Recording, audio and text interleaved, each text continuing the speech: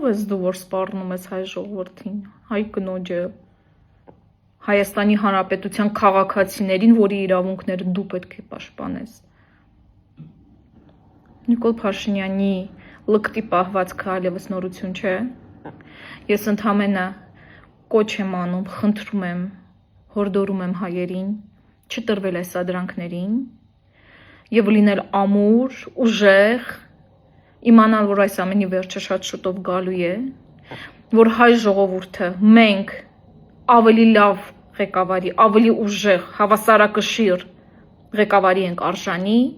եւ այդ ղեկավարը շատ շուտով լինելու է կառավարության ղեկին։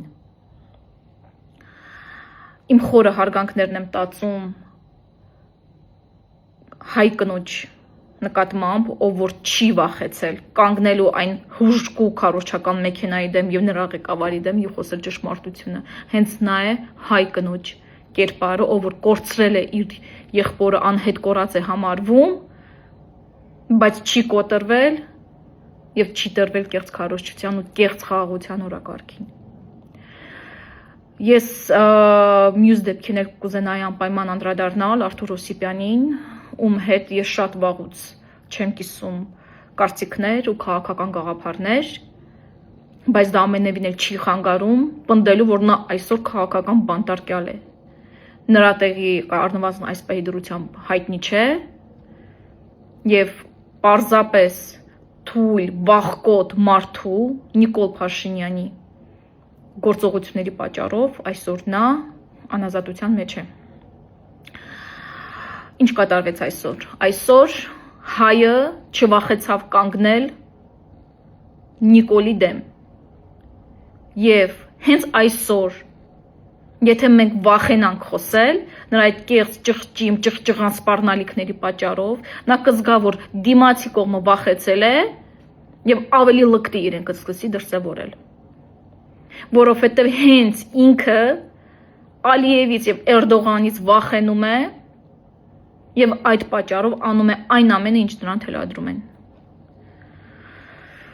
Սիրելիներս, այս ամենի վերջը գալու է։ Ես անգամ չեմ ուզում անդրադառնալ այն ստոր խոսքերին, որոնք նա իրեն թույլ է տվել այսօր։ Հայերի մեջքից խփողը հենց դու ես, Նիկոլ Փաշինյան, երբ որ Արցախում էթնիկ զտում էր, ընդ որում հենց քո թիմի անդամները պայմանական, ոչ թե պայմանական, այլ հենց ուղիղ Մարիա Կարապետյանը նույնպես ասում է, որ հայ Արցախում տեղի ունեցել էթնիկ զտում։ Հենց այդ ժամանակ դու հայտարարել ես, որ Արցախում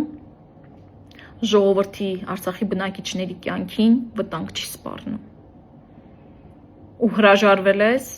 պաշտպանել Հայաստանի Հանրապետության քաղաքացիներին, քո անմիջական պարտականությունը։ Թույլերի ժամանակը ավարտվելու է,